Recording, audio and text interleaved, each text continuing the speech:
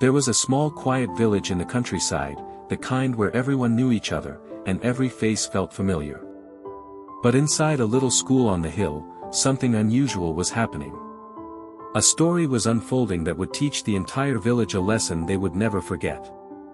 And it all began with a girl who couldn't solve a simple math problem. 8-year-old Emily Lane sat at her wooden desk, swinging her feet nervously. The math test lay in front of her, just 5 addition questions. Nothing complicated. Every student around her was writing quickly, pencils scratching across paper. Except Emily. She stared at the first question. 14 plus 7 equals. Her heart raced. The numbers looked blurry.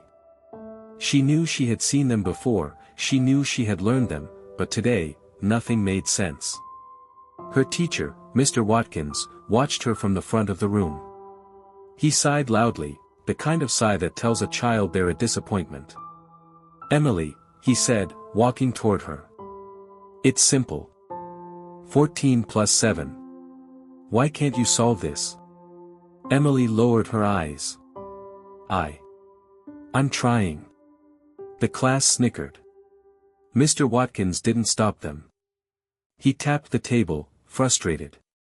"Try harder, Emily. You're the only one who's still stuck."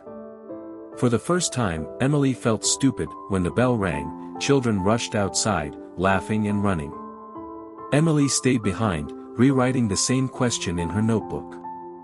Mr. Watkins approached her again. "Emily, your classmates finish work in 5 minutes. You take 30. What's going on?" Emily hesitated. Then said softly, "Sir, the numbers, they move." Mr. Watkins frowned. "What do you mean, move?" Emily pointed to the paper. "When I try to read them, the 1 becomes 7, the 4 becomes 9, they don't sit still." Mr. Watkins sighed again, assuming she was making excuses. "Emily, numbers don't move. They're printed.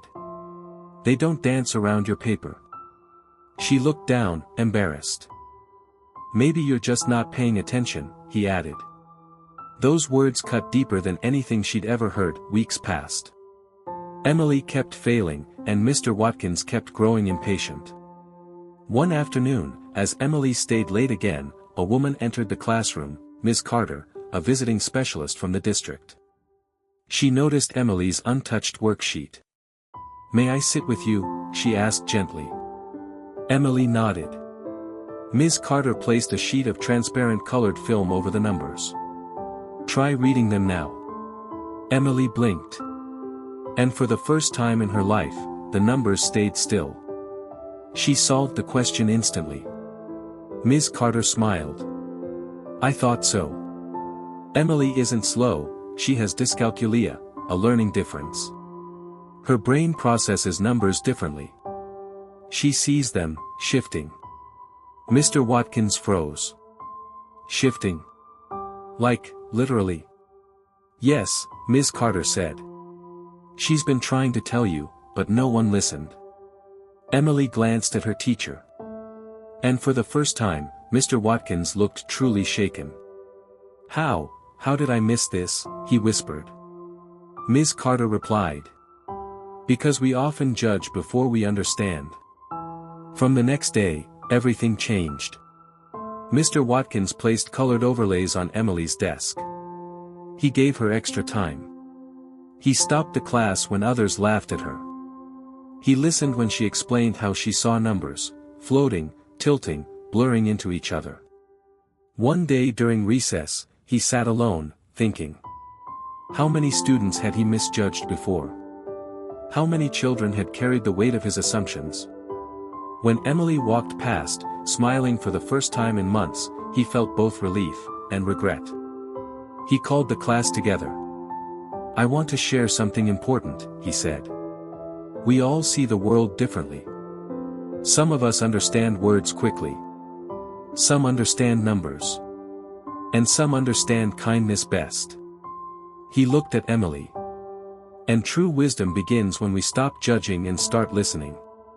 The class fell silent. For the first time, Emily didn't feel like the slow kid. She felt seen. Time passed.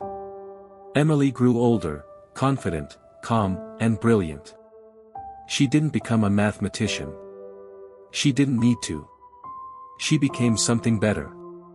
A teacher. On her first day in her own classroom, she wrote a sentence on the board. Everyone learns differently, and that's what makes us human. A little boy raised his hand. Miss Lane, what if I don't understand something? Emily smiled softly. Then we will understand it together.